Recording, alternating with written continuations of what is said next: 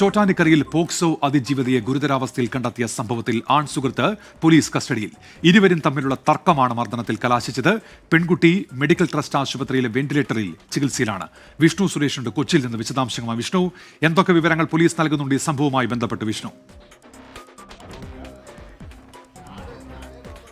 ഉന്മേഷ്, 2 ദിവസം മുൻപാണ് ഈ പെൺകുട്ടിയെ വീടിനുള്ളിൽ ഗുരുതരാവസ്ഥ നിലയിൽ കണ്ടെത്തുന്നത്. പെൺകുട്ടിയുടെ കഴുത്തിൽ കയറ് കുരുക്കിയ നിലയിലായിരുന്നു, കൈ മുറിഞ്ഞിട്ടുണ്ടായിരുന്നു, ഉറുമ്പരിക്കുന്നുണ്ടായിരുന്നു.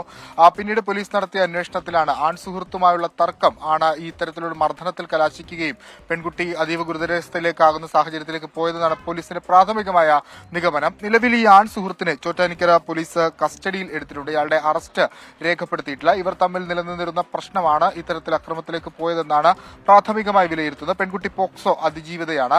ഈ പെൺകുട്ടി ഈ അക്രമം നടക്കുന്ന ഘട്ടത്തിൽ അർദ്ധനഗ്നയായിരുന്നു. അതുകൊണ്ട് തന്നെ പീഡനത്തിന്റെ ഒരു സംശയം പോലീസ് മുന്നോട്ട് വെക്കുന്നുണ്ട്. പക്ഷേ അത് സ്ഥിരീകരിക്കേണ്ടത് ആശുപത്രി അധികൃതരാണ്. നിലവിൽ അത്തരത്തിലുള്ള ഒരു എലമെന്റ് ഉള്ളതായി പോലീസ് പറയുന്നില്ല. അതിൽ മെഡിക്കൽ പരിശോധന അടക്കം പൂർത്തിയായ ശേഷമായിരിക്കും അങ്ങനെ ഒരു തീരുമാനം, അത്തരത്തിലൊരു നിഗമനത്തിലേക്ക് പോലീസിന് എത്താനാകുക. നിലവിൽ ഇയാൾക്കെതിരെ വധശ്രമത്തിനാണ് കേസെടുത്തിരിക്കുന്നത്. പെൺകുട്ടിയുടെ നില അതീവ ഗുരുതരം എന്ന് തന്നെയാണ് നമുക്ക് ഈ ഘട്ടത്തിൽ ലഭിക്കുന്ന വിവരം. ഇന്നലെ രാത്രി ഗുരുതരാവസ്ഥയിലായിരുന്നു എന്നാണ് ലഭിക്കുന്നത്. മെഡിക്കൽ ട്രസ്റ്റ് ആശുപത്രിയിലാണ് ചികിത്സയിലുള്ളത്.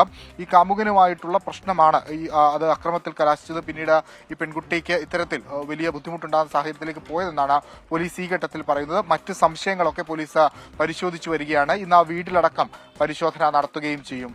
ഉന്മേഷ്, വിഷ്ണു സുരേഷാണ് വിവരങ്ങൾ നൽകിയത് കൊച്ചിയിൽ നിന്ന്.